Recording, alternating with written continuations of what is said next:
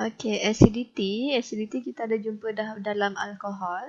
Okay, dekat alkohol kita dah assess acidity bagi alkohol, water dengan phenol.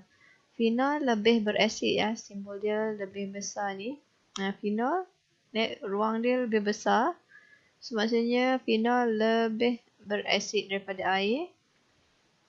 Okay, kalau simbol dia macam ni, sini kecil, phenol kurang berasid daripada air. Sebab ada orang yang tersilap sign tu, dia tak faham sign tu. Lebih besar, lebih kecil tu. Okay, tapi macam ni lah. Dia phenol lebih berasid daripada air. Dan air lebih berasid berbanding alkohol. Okay, sebabnya alkohol ROH bila dia bertindak sebagai asid, asid kan fungsi dia donate H+. Okay, kita recap sikit. Donate H+. So, bila alkohol donate H+, dia akan produce RO-. Okay, ini adalah tak stabil. Okay, bila tak stabil, maksudnya dia tak nak form sangat OR- ni, RO- ni. Kalau dia tak form RO-, dia tak donate lah H+ dia. Dia nak kekal sebagai ROH. Okay. Air pula tengah-tengah. Kalau phenol ini benzene, lepas tu ada OH. Bila dia donate ni, okay, dia akan produce O-. Ini phenoxide ion. Phenoxide ion ini stabil. So, bila stabil, dia suka nak form phenoxide ion. Okay, kalau phenol form phenoxide ion, maksudnya dia donate lah H+ dia. Dia sukalah nak donate H+. So, that's why it is a better acid. Better acid. Okay, kenapa phenoxide ion ni stable? Sebab ada resonance stability. Okay, O ada negative charge, dia boleh pindah kat sini, double bond boleh pindah kat sini, boleh pindah kat sini, ini boleh pindah kat sini. So, dia ada 4 structure, 4 resonance structure. Okay, dia boleh ada resonance dan itu menyebabkan dia lebih stabil. Okay, tapi kalau kita tengok carboxylic acid, dia lebih berasid daripada phenol sebab dia bukan hanya ada resonance effect, dia juga ada inductive effect. Jadi bila carboxylic acid RCOOH, bila dia donate H+ ni, okay, RCOO- ini sangat stabil, lebih stabil lagi berbanding dengan phenoxide ion tu. Okay, bila stabil maksudnya dia suka nak form ini.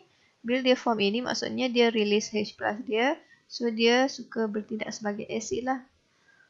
Okay, dia suka nak donate H+ dia. So, bila senang nak donate H+, dia sangat acid. Okay, kat mana resonance effect dalam carboxylic acid ini?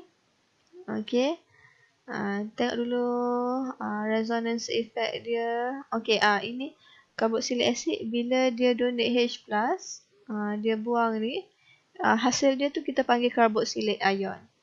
C double bond O, O-. Okay, ni kat sini dia punya resonance tu. O yang ada negative charge boleh pindah sini. Negative charge tu boleh pindah dekat bond. Jadi double bond kat sini. Dan double bond kat sini pindahkan jadi negative charge. Yang ni pindah balik, sini pula jadi double bond ini pindah jadi charge kat sini pula. So, dia saling bertukar-tukar lah antara dua structure ini. Dan kita boleh buat ni dash dengan ni satu line dengan dash. Okay, menunjukkan sekejap double bond kat sini, sekejap double bond kat sini, lepas tu ditukar balik kat sini, ditukar balik kat sini. So, sentiasa bergerak-gerak kedudukan double bond tu. Okay. So, dekat resonance structure ni, okay, kita nampak the negative charge is equally distributed between two oxygen atom. Okay, negative charge saling dipegang lah. Sekejap dekat karbon oksigen merah, sekejap dia duduk dekat oksigen biru sini. So dia macam ada bebanan tu saling dipikul. Dia stabil lah. Tak adalah seorang je ya kena terima bebanan tu. Nanti stres lah kan. Kalau kita saling ganti-ganti, saling tolong-menolong tu lebih stabil. Okay, lepas tu kita baca lagi. Acidity is determined by the stability of conjugate base and ion form. Anything that stabilize the conjugate base makes the starting acid more stable. Inilah yang saya cuba nak bagi tahu dari tadi. Saya tak tahulah boleh faham ke tak. Okay. Kalau ini stabil, ini better acid. Okay. Kalau ini stabil, maksudnya dia nak form A-. Bila dia form A-, maksudnya ini ada jugalah. Okay. So, kalau ada banyak benda ni, maksudnya HA ni better acid yang baik. Sebab dia boleh produce H plus ataupun H3O plus ni. Okay. Fungsi acid produce H plus. Okay. Carboxylic acid are stronger acid compared to phenol and alcohol. Dia better acid, stronger acid. Okay. Tadi ada satu dah sebab resonance stability. Ada juga okay, ini benda sama dia ulang. Carboxylic acid are more acidic due to the resonance of the carboxylate ion. Due to the stability of carboxylate ion, the negative charge are delocalized between the two oxygen atom. Okay, ini resonance effect. Okay, kalau in phenoxide ion, the negative charge are delocalized in the phenoxide ion.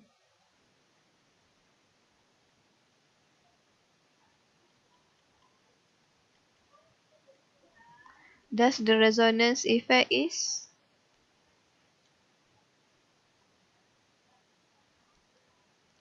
saya rasa ini bukan phenoxide ion ni, dia nak word benzene. The phenoxide ion, in the phenoxide ion, the negative charge are delocalized in the benzene ring. Thus, the resonance effect is better in carboxylic acid. Jadi, carboxylic acid is more acidic. Resonance effect pada carboxylic acid, dia antara negative charge dia sekejap dekat oksigen merah, sekejap dekat oksigen biru. Dia saling bertukar-tukar antara dua oksigen. Okay, tapi kalau phenoxide ion, okay, yang macam ni, O ini boleh duduk kat sini. Okay, ini bagi dekat C. Okay, jadilah sini ada double bond. Sini tak ada perubahan kat sini. Carbon terima negative charge. Okay, lepas tu ini pindah jadi bond. Ini jadi negative charge pada carbon. Okay, so sini jadi negative charge dekat carbon. Lepas tu ini pindah jadi bond. Ini pula pindah jadi negative charge. Tapi tetap pada carbon. Okay, ini kat carbon. Okay, ini 4 resonance structure bagi phenoxide ion. Okay. Nampak kan negative charge tu siapa yang carry? Carbon yang carry dekat phenoxide ion. Tapi untuk carboxylic acid, R, C, double bond O, O minus. Okay, ini pindah jadi bond. Ini pindah jadi charge, R, C, O minus, double bond O. Siapa yang pegang negative charge? Oksigen. Dia sini lebih stabil lah sebab oksigen lebih elektronegatif kan berbanding carbon. So, bila oksigen yang carry negative charge tu dia lebih stabil. Okay. Karboksilik ion lebih stabil. So, dia lebih acidic. Okay. Yang ni ada juga delocalization. Tapi siapa yang carry negative charge? Carbon. Carbon ini tak se-elektronegatif oksigen. So, dia tak kuat sangat. So, dia less acidic lah berbanding karboksilik ion. Okay, untuk alkohol pula, ini langsunglah no resonance stabilization because negative charge is localized on oxygen atom of the alkoxide ion. Ini alkoxide ion, ini oksigen dia je yang pegang negative charge. Tak ada pindah-pindah dekat tempat lain. So, dia tak stabil. Okay. Saya rasa kita teruskan dengan inductive effect terus dekat video ini. Okay, the substituent group attached to the carboxyl carbon will affect the acidity of carboxylic acid. Okay, C ini ada satu lagi atom kat sini kan, ada apa-apa yang kat sini tu, dia pun menentukan acidity of carboxylic acid. Okay, kalau dia attached to the electron withdrawing group, okay, EWG. Okay, EWG will stabilize the carboxylic ion. So, bila carboxylic ion stable, dia lebih berasid. Tapi kalau kita ada EDG destabilize. Okay, bila tak stabil, decrease the acidity. Okay, effect of EDG. Okay, contohnya EDG, effect of electron withdrawing group. Ini EWG ni. Electron withdrawing group. Okay, electron withdrawing group ni contohnya halogen. Apa-apa halogen. Contohnya chlorine. Kat sini dia bagi chlorine. Okay, the presence of chlorine which is EWG reduce electron density of OH group. Okay, kita nak OH bond antara O dan H ini lemah. Okay, bila bond ini lemah, senanglah hidrogen nak keluar. Senang nak keluar, O ni akan jadi O minus, H jadi H plus. So, bila dia lemah, dia lebih mudah hasilkan H plus.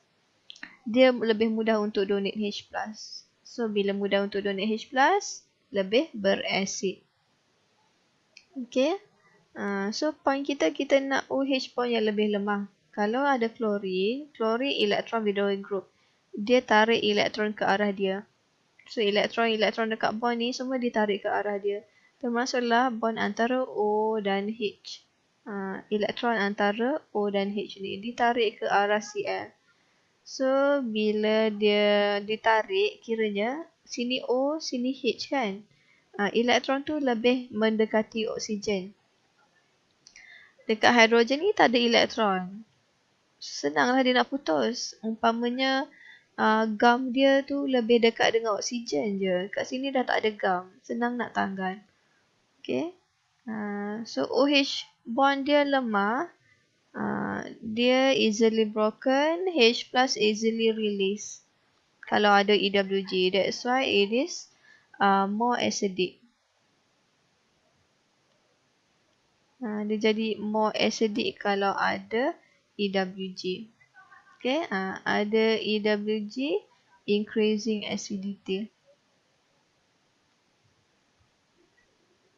Okay, arrange in order of decreasing acidity.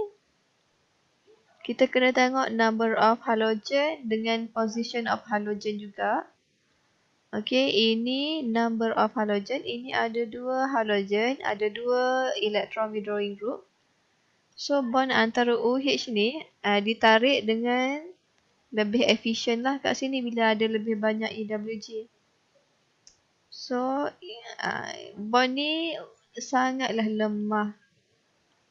Okay, sangat lemah. H plus senang nak keluar. So, acidity lebih tinggi.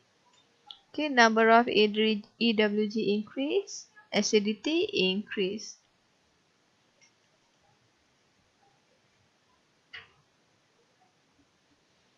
Okay, arrange in order of decreasing acidity.